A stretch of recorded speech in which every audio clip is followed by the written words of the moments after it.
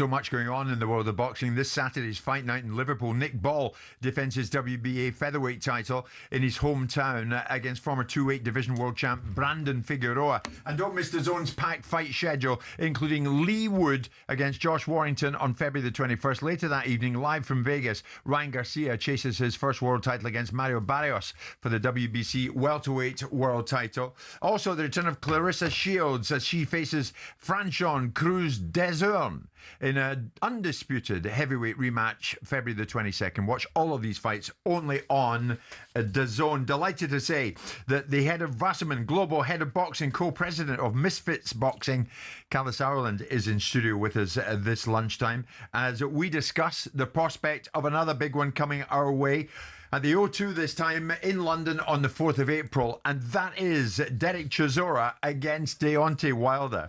Kalle, here's the thing. It's a Misfits Pro promotion. MF Pro. MF Pro. So that's the big differentiation here. It's very similar stakeholders in both businesses. Right. Very different businesses. What is different about it? It's just a traditional boxing stable, and Misfits is the Misfits crossover boxing madness. The world of KSI, Jake Paul, Logan Paul, yeah. And we got to keep them very, very different. There are obviously marketing angles between the two of them, but it is let's put it this way: it's the new kid on the block making the big fights. Fair enough, and this is a big one. Chisora versus Wilder. How did you make it? Well, these things happen, God willing. It's I don't know. I was sitting there at the beginning of January, and one of our partners came to us and said, "Look, well, you're interested in this fight?" I looked at it. I'm like, "Yeah, it's a banging fight." And the more I thought about it, the more it grew on me. Then the talks with the fighters advanced. We made sure they were free of contract, etc. And then we put it together, signed it, and then went to market with it. And, when boxing is hotly competed, there was a lot of talk about it not going to Sky Sports. And what happened there? Sky Sports were the front runner. And, what an amazing home for the fight. And then it was really, in the last minute, it was a very strong, let's call it a strong charge by Ed McCarthy at DAZN and the management team at DAZN, and they really muscled their way into it. And, they did a great job of winning the tender process, so to speak, or the mini tender process.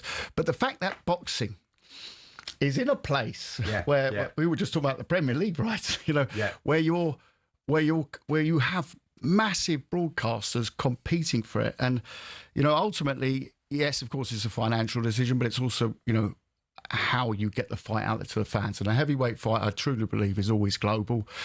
DAZN has absolutely established itself as the home of boxing, and it's global. Right. You worked with Chisora way back when, didn't you? 15 years ago this year. Was it? 15 years ago. My first fight was an absolute robbery. Derek got robbed and he let me know about it at the press conference afterwards. Actually, it was my old man. He let know about it at the press conference afterwards against Robert Helenius in Helsinki. So, then I'll go back over the years, like the press conferences. That's an opponent they share now, isn't it? Yeah. And one of a few. But you know what? I've gone. I promoted Derek for 6-7 years. Yeah, I released Derek at the end when he went to David A. I thought it was game over, and he's just reinvented himself. And big credit for his work together with David at the time, because that was like Are Queensbury involved in this promotion? Because Frank was retaining some rights over Derek, and Derek was flapping his gums last week and talking about what he was and wasn't able to do. But aren't Queensbury involved in some sort of promotion of this? That's a matter between them, but they are co-promoters with us on the show. But that's a matter between them. I'm not going to comment on that part. I'll leave that to Derek and Frank. They'll probably do that tomorrow at the press conference. So tune into the press conference, because a Derek Chisora press conference is always interesting. Well, this is it. Knowing him as you do. Yeah. It's believed that this is 50 and out for Derek Chisora. Is it? Yeah. But the thing is, no chance. You can't predict Del Boy. I remember the famous White press conference when, the table when he threw the. So I've said to Derek just before the press conference, I said, "Listen, Derek, he's going to come heavy for you today, right? Talking about Dillian White, he's going to come for you. Just take the higher ground for once, right? Take the higher ground." So he sat there. And I thought he was sleeping at the time, and I'm sitting next to him, and suddenly the table started going. And all of a sudden, the table's launched. It's missed my hooter by about a centimetre. It's missed Eddie's hairline by about a millimetre. And then it just landed, and then they've all kicked off. And I'm just sitting there thinking, didn't he tell me he was taking the higher ground today? Yeah, And no chance. so what's going to happen tomorrow? What's going to happen in this build-up is Derek. I saw the interview that they both did with Rick Rogers from the Ring magazine. They seem to be perfectly personable with one another. Yeah. But it'll build, won't it? In the same way that Deontay Wilder and Tyson Fury were all pals until it got to What the we're going to business get from Wilder, Kalle? We know what we'll get from Derek. What will we get from Wilder in the night? I think, again, difficult to predict. We know, Has he got much left? he's just been confirmed by the Ring magazine, if you like statistics, as the hardest punching heavyweight of all time. So I would guess we're going to get a lot of hard punches. But you know what? The real storyline for me to the evening, that's why it's called 100, is it's their 100th pro fight. I think massive part of the evening is you've got two guys who have been around this generation of heavyweights and have both built up massive names in very different ways around this generation of heavyweights. One thing's for sure, we will have to play the Bocelli song "Time to Say Goodbye" to one of these legends that night. Because you think that'll be it? One's curtains. One is curtains. One, it will be their final walkout, and they will walk away from the sport. Yeah. And that's really so. When we promoters talk about last man standing, yeah, and I've done about 17 of them in my career. This is a true last man. So this time you really do believe that whoever loses, it's over. Funnily enough, Wilder was on with us just before Christmas time, Kalle. And at that time, there was talk of a reported fight with Alexander Usyk. This was Deontay. It's definitely becoming a more of a conversation, a real conversation as that, you know. And boxing is a business, and you know, sometimes business, you can have solid business and then it falls through.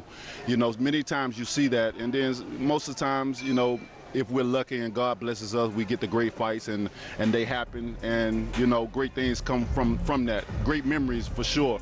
And right now we're definitely in talks of that fight, and I'm excited. You know, I'm looking forward to it. Once I get the final say so of how things are and the final details of things, and I know for sure that is on, then my heart will be pumping, my blood will be boiling, and that's when the excitement happens and get ready to go to camp.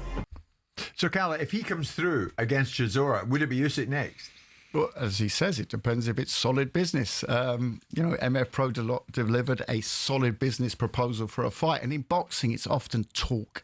And then there's, you know, maybe this works. And then it's a lot of negotiation. Some of it's hot air. And you've got to seek that out. But look, I think the winner does go on to a world title fight of some description. Derek's also in that position with the IBF. We don't know what happens to all these wonderful belts now. Do they become up for grabs? Does Usyk retain them? There's mandatories due. There's going to be belts lost. There's going to be belts back out there. But for right now, you know, it's all about April the 4th at the O2. It's going to be an emotional night and a massive night. We've got massive card as well. Frank's going to bring on a very big fight as well on that card. We've got Vidal Riley, and it was going to be a big night for him. Yeah. Is Daniel Dubois involved? That's one for Frank, but I know they're working on something big for the show. Yeah. I know that we're looking to stage at least 9-10 fights that evening, so it's going to be a big one. Listen, Eubank Jr. Your old chum Chris Eubank Jr. set to return to the ring. Never get away with seeing you two and not talking about my old friend Eubank Jr. Exactly. Do you welcome the news? Is he coming back? If so, when? He's in news. I don't know. Keep me up to date with it. He's coming back now, is he? There is 168.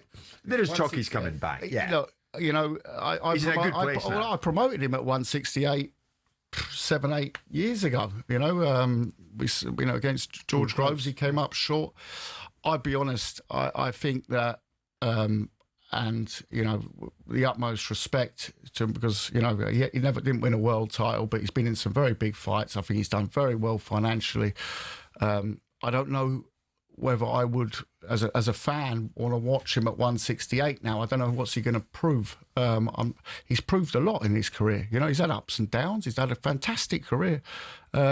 I don't know who's he going to fight. 168. Is their names mentioned? I mean, I'm asking you the questions. You're at it here, Kalle, aren't you? No, I'm not. I'm not just being deadly honest. Hypocrite. If he was promoting it, it'd be something different. Of course I would. Of course I You'd would. be singing from the rooftops. I'll be talking Canelo. I'll be talking Canelo. So the move, if I'm promoting him, Right. I'll get him out quick. Right? Yeah. Tell him you're going to have to take a bit of a pay cut for the next get one. it. Get him out, make him look really good, and then sell him off with Canelo on Kalle, Netflix. always That's good to probably see the you. move. And Kalle brought the news, and it is confirmed that Derek Chisora fights Deontay Wilder at the O2 Arena, London, on the 4th of April. On AM, on DAB, via the talkSPORT app and on your smart speaker. talkSPORT.